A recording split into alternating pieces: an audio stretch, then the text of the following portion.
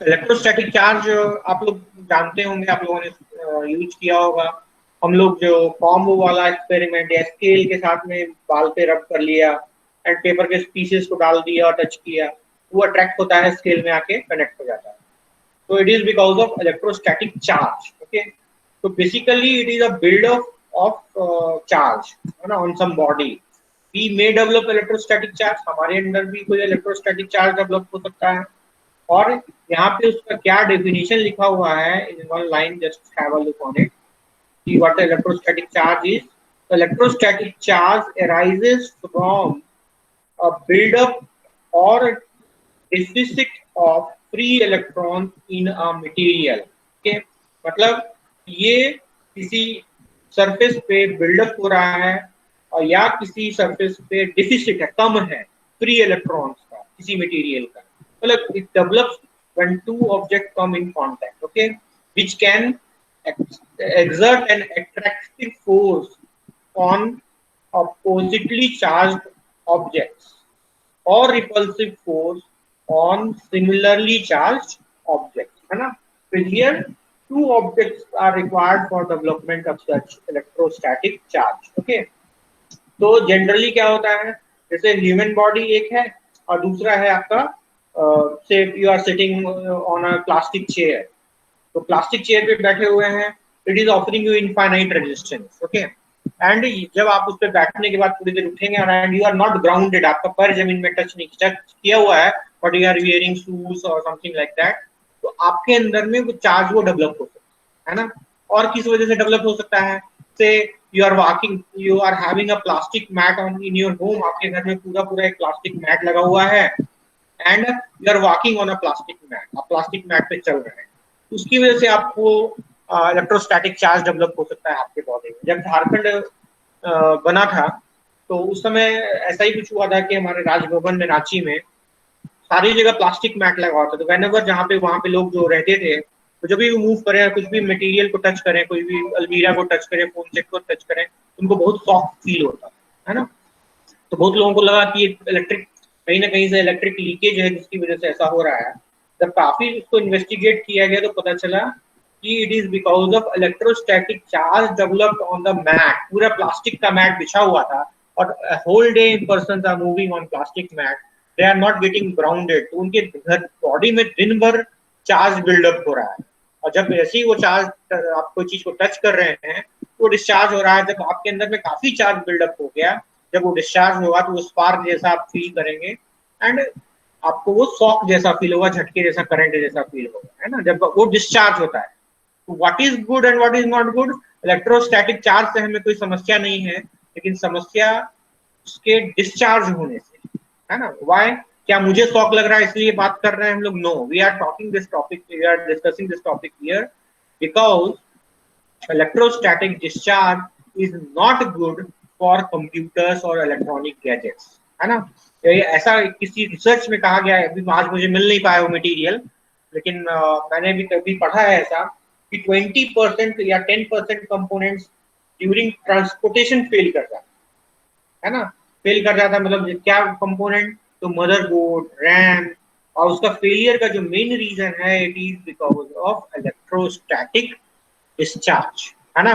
तो डिसिपेटिव जो आप जो इसीलिए आजकल आप देखेंगे कि जो मदरबोर्ड को आप लोगों ने कभी परचेज किया होगा, उसका जो प्लास्टिक मटेरियल होता है जिस केस में उसको रखा जाता है, उसका मटेरियल कुछ अलग तरह का होता है, वो ट्रीटेड होता है, ईएसडी ट्रीटेड होता है, इलेक्ट्रोस्टैटिक चार्ज उस पर बिल्डअप ही नहीं होगा, है ना। इवन हम लोग कैरी करने में हमारे बॉडी में चार्जर, हमने कोई इलेक्ट्रॉनिक कंपोनेंट को डायरेक्टली टच कर दिया, उसमें डिस्चार्ज होने की वजह से, लास्ट क्लास में हम लोग बात कर रहे थे इंक्रीमेंटल डैमेज, इंक्रीमेंटल डैमेज हो सकता है। It may be not possible that एक बार टच किया डैमेज हो गया, लेकिन ऐसा हो सकता है कि बार बार ऐसा रिपीट हो, तो वो 2 बार, 4 बार, 5 बार में या 10 बार में वो डैमेज हो जाती है ना। तो इलेक्ट्रोस्टैटिक चार्ज बिल्डअप होता है दो बॉडी के कांटेक्ट में आने से, जिसमें एक का रेजिस्टेंस इनफाइनाइट रेजिस्टेंस ऑफर करेगा और दूसरा उसको गेन करता है ना।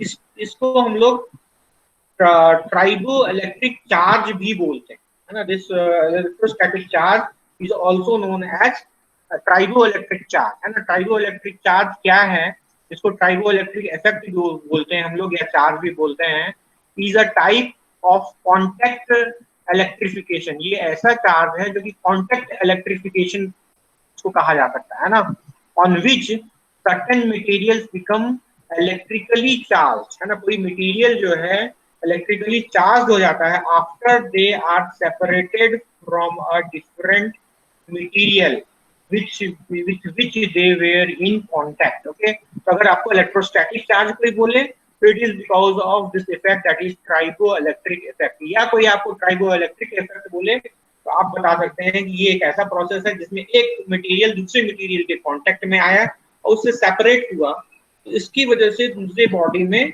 जिसमें रेजिस्टेंस कम था उसके अंदर में चार्ज डेवलप हो जाता, या फ्री इलेक्ट्रॉन्स ज्यादा था और फ्री इलेक्ट्रॉन्स जिसमें नहीं था।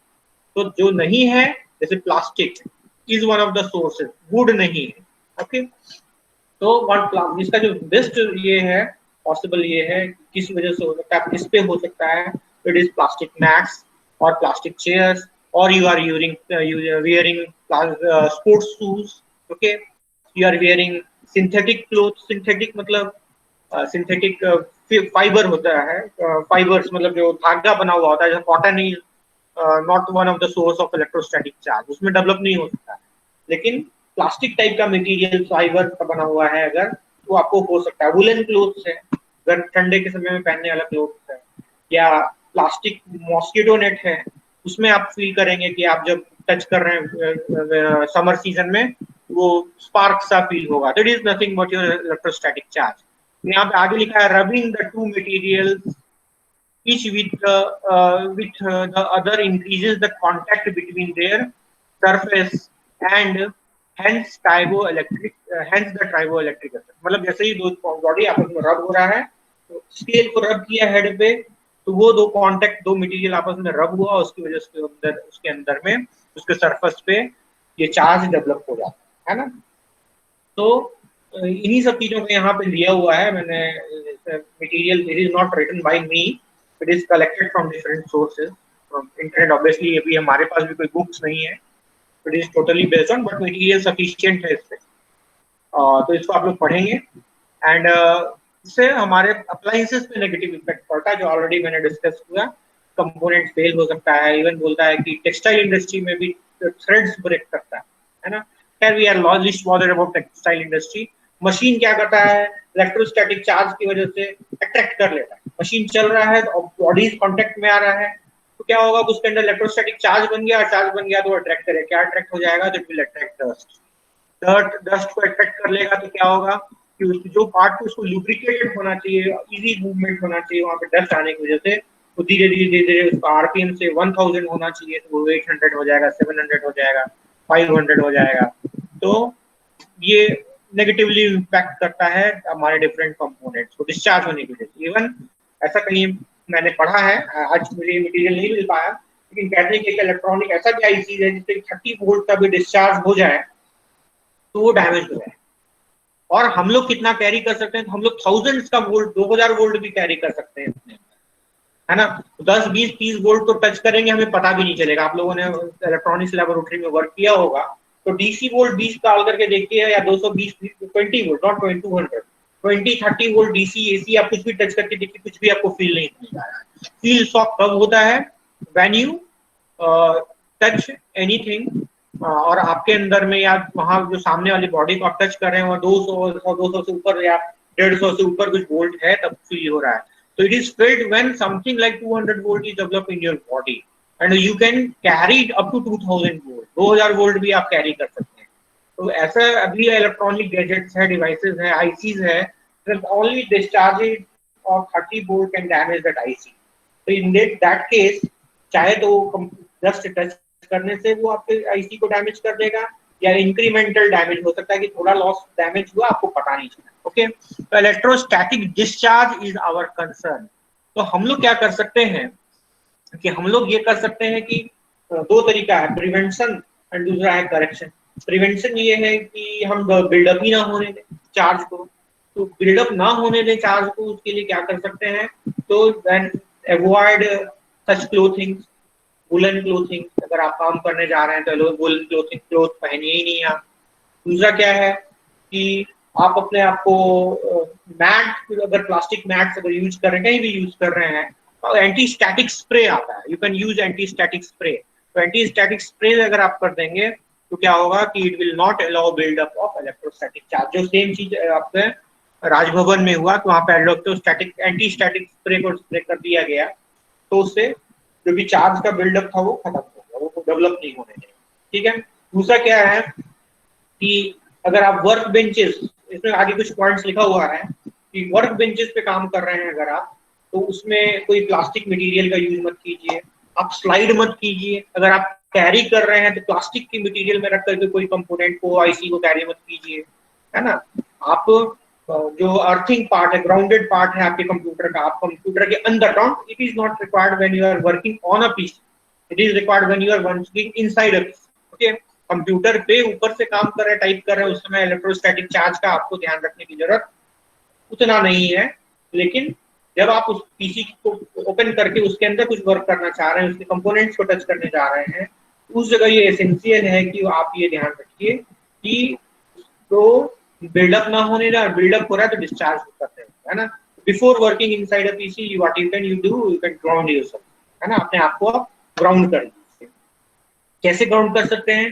तो जनरली पीसी का जो बैक पैनल है वो ग्राउंडेड, अर्थ रहता है, अर्थ से कनेक्टेड ग्राउंडेड रहता है ना। तो उसको आप टच करके अपने आप को ग्राउंड कर सकते हैं। लेकिन उसमें भी देखिएगा पेंटेड रहता है, पेंट रहेगा तो फिर वो कैरी नहीं करेगा। तो जो नॉन पेंटेड पार्ट है उसको टच करके अपने आप को ग्राउंड करेंगे। लेकिन वी आर इन इंडिया, यहाँ तो प्रॉपर अर्थिंग जनरली हम लोग करते नहीं है, घर पे तो बिल्कुल भी नहीं होता है, ऑफिस वगैरह में तो फिर भी फॉलो होता है, बट आपके घर में नहीं होगा। तो पता चला कि instead of grounding yourself you will be grounded. Okay, आप जमीन पे पड़े हुए नजर आएंगे। इसलिए इंडिया में ये सब प्रैक्टिस करने से बचना ही अच्छा है। तो दूसरा सॉल्यूशन क्या है? तो एक एंटी स्टैटिक रिस्ट स्ट्रैप भी आता है, मतलब आप हाथ में पहन सकते हैं उसको, और वो अगेन ग्राउंडेड पार्ट को में कनेक्टेड रहेगा। ओके, वहां पे भी सेम इश्यू आएगा कि अगर वो ग्राउंडेड नहीं है तो लीकेज करंट आपको आ सकता है, लग सकता है ना। तो वहां पे ये है कि आप बिल्डअप ना होने दें अपने आप को, कोई भी चीज, कोई और चीज को टच करके अपने आप को ग्राउंड कर लें, and then you start working inside your PC. दूसरा चीज क्या है कि खड़े हैं तो सॉलिड सरफेस पे खड़े हुई है, कोई मैट पे खड़े मत होइए, है ना। So some of the points are listed here. Electrostatic charge का नेचुरल सोर्स पता है आपको, वो जो थंडरिंग लाइटनिंग होता है, it is the key source of electrostatic charge, है ना, नेचुरल सोर्स। ओके, बाकी हम किसी ऑब्जेक्ट के कॉन्सेप्ट में आ रहे हैं, ऐसा ऑब्जेक्ट जिसका की रेजिस्टेंस इनफाइनाइट है, तो प्लास्टिक जनरली है। तो आप क्लोथिंग अवॉइड कीजिए ऐसा। जैसे यहाँ पे देखो पहला लिखा हुआ है, avoid rubbing oneself against carpeted flooring. ऐसा फ्लोरिंग में चलना या आप रब करना अवॉइड कीजिए अगर आप काम करने जा रहे हैं। जीरो पोटेंशियल, तो यहाँ पे वही है, अपने आप को ग्राउंड कर लेना है। Most importantly make sure you and the computer are at zero potential by continuously touching an unpainted metal surface of the chassis or computer power supply case, or wear an anti-static wrist band and connect it to your PC case, है ना। Wrist band पहनिए और उसको PC के से connect कर दीजिए ताकि वो ग्राउंड हो जाए। ओके, स्टैंडिंग, खड़ा कैसे होना है? तो बोल रहा है कि ऑलवेज बी स्टैंडिंग व्हेन, खड़े होके काम करिए, बैठ के काम मत कीजिए, क्योंकि बैठने पे आप हो सकता है कि प्लास्टिक चेयर पे बैठे हो, वहां पे फिर बिल्डअप होने का चांसेस रहेगा। ओके, तो always be standing when working inside computer. If you are sitting on a chair or floor, it can generate more electrostatic charge, है ना, electrostatic charge. Use an anti-static treated mat. अगर आप खड़े ही हो रहे हैं तो ऐसे मैट पे या ऐसे जगह पे या सॉलिड सरफेस पे खड़े हुए, या हम ऐसा मैट यूज कर रहे हैं तो वो ट्रीटेड होना चाहिए। ओके, कॉर्ड्स बोल रहा है कि डिस्कनेक्ट एवरीथिंग। जब आप कंप्यूटर पे काम कर रहे हैं उस समय जितना केबल्स है, जितना मॉनिटर है, पावर केबल है, इन सभी को आप डिस्कनेक्ट कर दीजिए। Cloth, make sure not to wear any clothes that conduct an electrical charge such as woolen sweater। इस तरह की चीजों को आप अवॉइड कीजिए, है ना। Weather, electrical storms can increase the ESD risk, है ना। if it can wait, try not to work on a computer during an electrical storm। वही इलेक्ट्रिकल स्टॉर्म बेसिकली यहाँ पे थंडरिंग वगैरह को मीन कर रहा है ये, तो उस समय अवॉइड कीजिए। Accessories to help reduce ESD, and help prevent other problems. It is also a good idea to remove all jewelries. मतलब गर्ल्स के लिए खास करके, बॉयज भी ब्रेसलेट वगैरह पहनते हैं, उस तरह की चीजों को आप उस समय अवॉइड करें. Surface, you should be standing on a hard surface and the computer or other electrostatic sensitive devices should be on the table. ऐसा डिवाइस है जिसपे आप काम कर रहे हैं, उस पे आप टेबल पे रखिए और आप सॉलिड सरफेस पे खड़े रहिए, है ना. इसमें कुछ पॉइंट्स और है, जैसे कि आप जब कोई चीज को कैरी कर रहे हैं तो प्लास्टिक में अवॉइड कीजिए, या अगर प्लास्टिक में कैरी कर रहे हैं उसको एंटी ट्रीटेड मैट में प्लास्टिक में रखिए, जो एंटी स्टैटिक ट्रीटेड है उसमें आप कीजिए. स्लाइड मत कीजिए किसी चीज को, है ना. या कोई मेटल का टॉप है उस पे आप उसको स्लाइड मत कीजिए, नहीं तो उसमें इलेक्ट्रोस्टैटिक चार्ज होगा. तो या जब जरूरी ना हो तो कोई भी आईसी के या मदरबोर्ड के या आपकी प्रोसेसर का पिन है उसको कोशिश कीजिए कि आप टच ना करें, है ना. तो this is about electrostatic charge and discharge. What is not good for us? तो electrostatic discharge is not good for us. दूसरा था